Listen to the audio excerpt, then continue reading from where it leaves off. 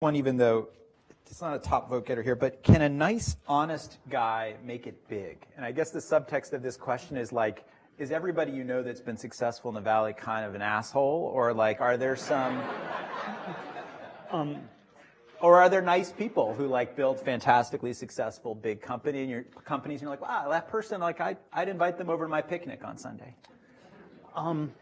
Wow, I don't even know how to answer that question. It's like, but you gave me a look when I said, "Is everybody an asshole?" Who's it's always let me, if you say something like honestly, frankly, I always think these are words that signify the opposite. When someone uses those words, it's like they say, "Listen, my friend, honestly." My friend is another word like that, or just kidding is also always means the exact opposite, where people are never kidding. But no, I think that. I think that there's. Let me see how to best frame this. I think that most of the people in Silicon Valley are actually quite good people. It works. You tend to have the most room for ethical behavior in monopoly-like businesses. So if you have you could say that in business, money is either an important thing or it is everything.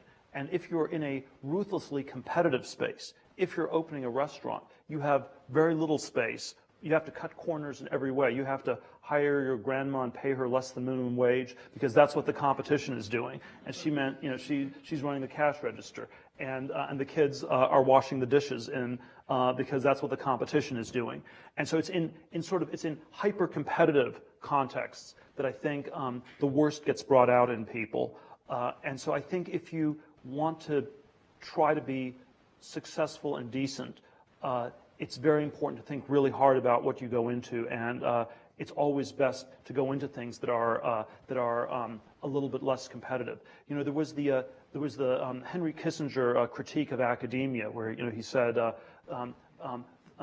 describing his fellow professors at Harvard, the battles are so ferocious because the stakes are so small, which always, it sounds like a definition of insanity on one level, mm-hmm. but that's sort of in a context where it's hard to differentiate yourself from other people, it always brings out the worst.